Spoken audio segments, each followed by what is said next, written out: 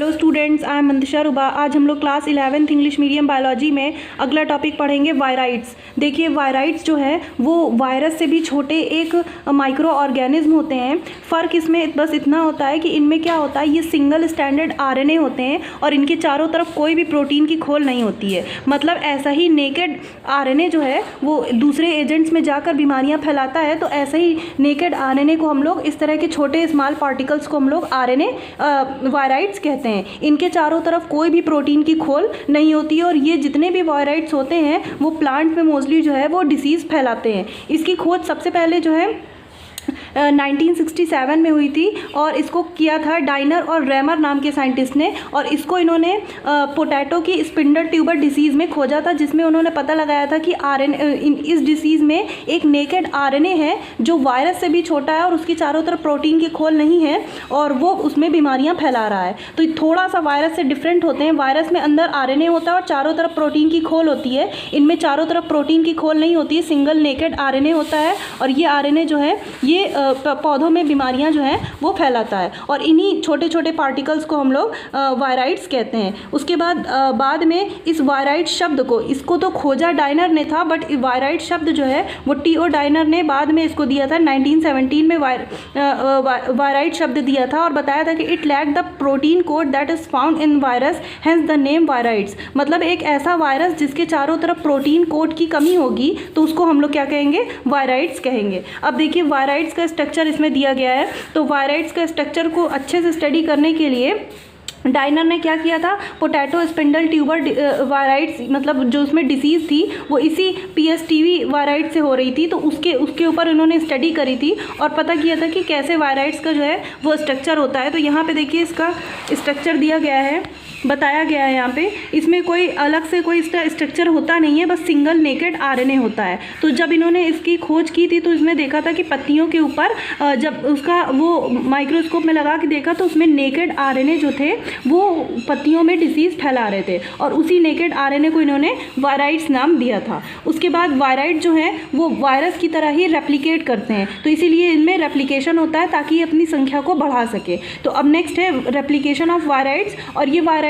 बिल्कुल वायरस की तरह ही रेप्लिकेट करते हैं। जो इनका नेकेड डीएनए और आरएनए होता है, जब अंडर फेवरेबल कंडीशन आती है तो ये क्या करते हैं, ये डबल हेलिक्स से सिंगल हेलिक्स में टूट जाते हैं और रेप्लिकेट कर जाते हैं। और अगर सिंगल स्टैंडर्ड होते हैं तो वो उसमें छोटे छोटे टुकड़ों में टूट जाते हैं और टूटने के बाद फिर वो टूटा हुआ टुकड़ा एक नए वायराइड्स को जन्म देता है। तो इस तरह ये अपनी संख्या को, अपने नंबर को बढ़ाने के लिए रेप्लिकेट करते हैं और रेप्लिकेट करके अपनी संख्या को बढ़ाते रहते हैं और पौधों में जैसे जैसे रेप्लिकेट करते हैं इनकी संख्या बढ़ती है तो पौधों में ये बीमारियां फैलाते हैं।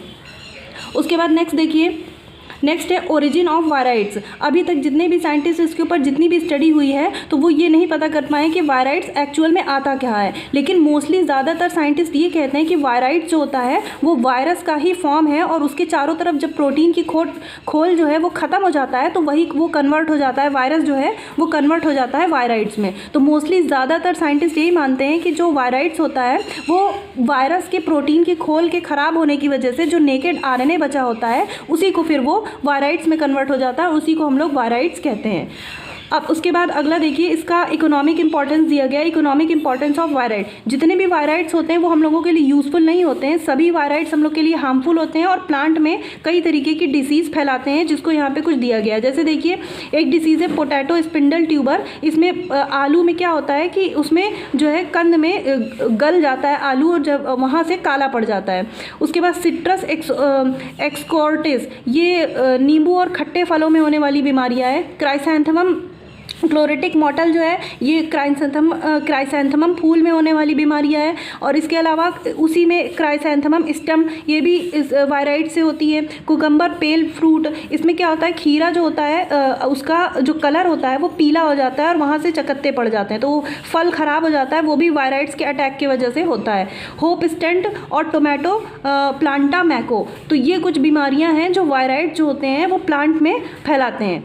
अब उसके बाद अगला और लास्ट टॉपिक है प्रियॉन्स। अब देखिए ये प्रियॉन्स जो हैं वो वायराइड्स का बिल्कुल उल्टा होते हैं। वायराइड्स में क्या होता है कि आरएनए होता है और उसके चारों तरफ प्रोटीन की खोल नहीं होती है। लेकिन प्रियॉन्स में उसका जस्ट उल्टा होता है। While viroids are naked molecules of RNA without a protein code, but prions are just infectious proteinaceous particle without any association with nucleic acid.